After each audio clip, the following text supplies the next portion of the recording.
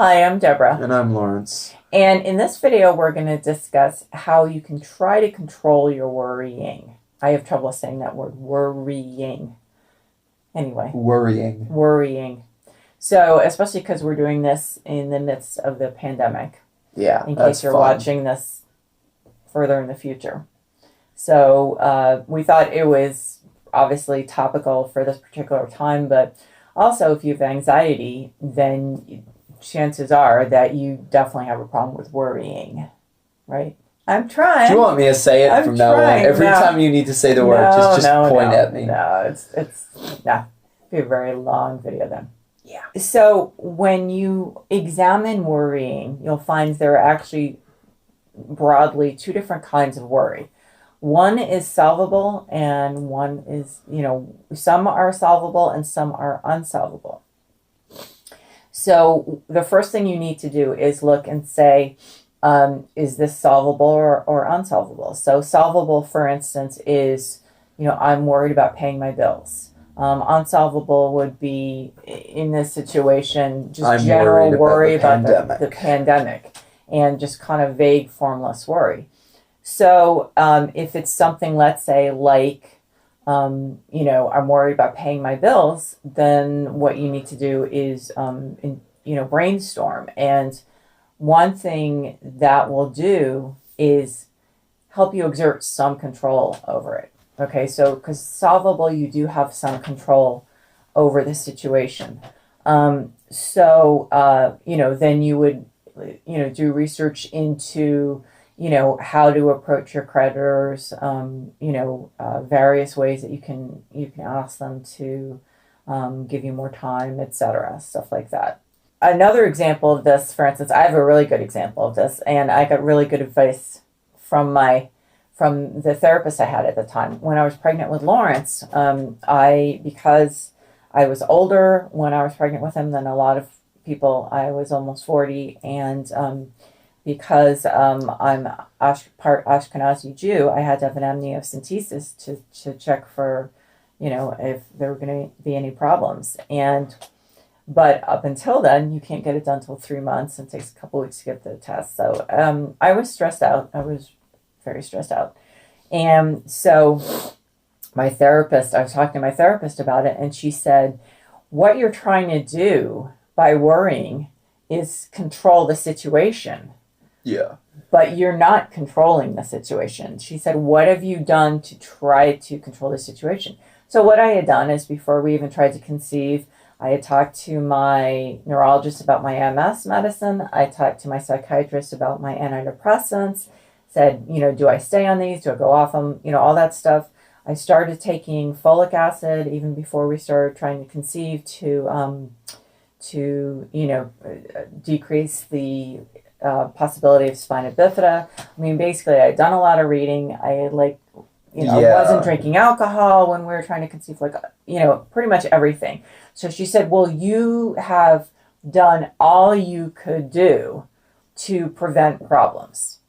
So just worrying, all it's doing is making you stressed out. It's not actually changing anything about the situation, which actually was probably one of the best pieces of advice I ever got from a therapist, I'd say, in all the years of therapy.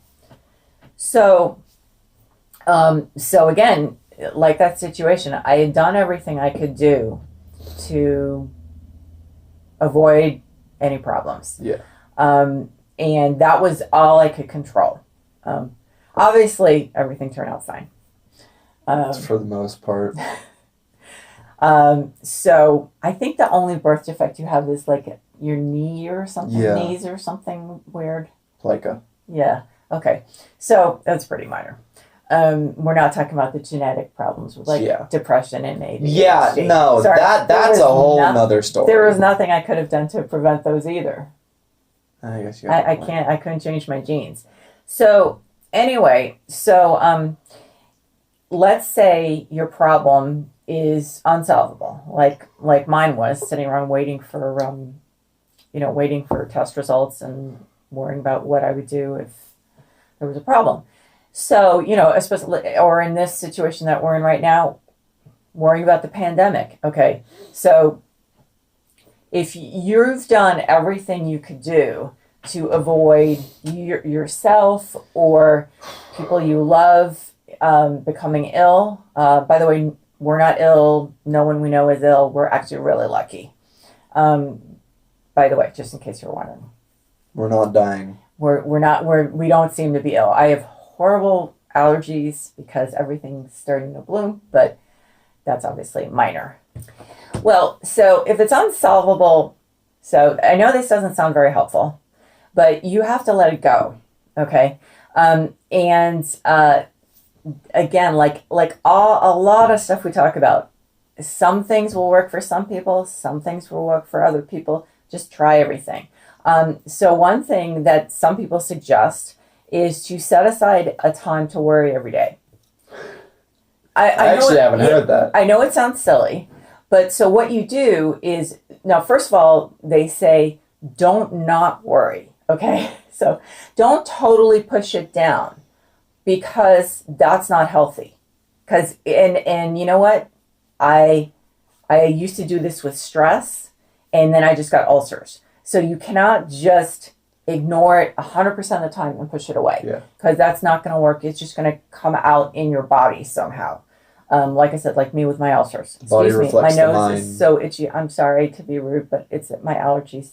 The body reflects the mind a lot of times. So psychological things can affect you physically. Yeah, the body takes the beating from what the mind is repressing to a great extent or dealing with. So, so what you do, again, I know it may sound silly, but it's worth a shot. So say I'm going to worry, don't do it at the end of the day because that's probably not good for right before you go to bed. Maybe like around lunch. Yeah. So say I'm going to worry for 15 minutes from this time to this time, approximately, let's say. And so the rest of the day, when you start to worry, you say, nope, that's for later on. And so then you're breaking that cycle of worry all during the day except for 15 minutes. Okay, so that's one way to handle it. Another way to handle it is to journal. A lot of people with anxiety do this. Journal, just write down your feelings. That's another way to kind of get it off your body. So another way to handle worrying, the unsolvable worries, is to break the worry cycle somehow. So that means when you start worrying, if you can't stop, exercise, meditate, do something mindful that completely takes all your attention. Play video games. That's what I do. Yeah. Works for me. And again, like journaling, that could be one of the things you use to interrupt the cycle. So anything to just basically, you can't just let it happen. You can't just let that unsolvable worry go on all the time because this is so bad for your health and your mental health. So I'll put some links below to any good information I find about dealing with worrying. This is obviously an ongoing thing because we do focus a lot on anxiety. So this is something that for many people is, it doesn't ever go away no matter what's going on in the outside world. So. All right. Well, in any case, we hope that you enjoyed this video. If you did, you can give it a like to show that. If you'd like to say anything at all, you can leave it in the form of a comment. And if you enjoyed this and would like to see more of it, you can subscribe. We post videos same time every week or so. In any case, we hope that you have a nice day. Take care. Oh yeah, and by the way, we are putting those videos that we had talked about. The two of us. Lawrence showing me how to play first-person shooters. Those will be up by the time this video's up. So definitely check them out. Because I have to say, there are some really funny. Yeah, parts. There was some errors with recording, but you know what? Of what you can see in the video, it's amazing. You can see it. Yeah.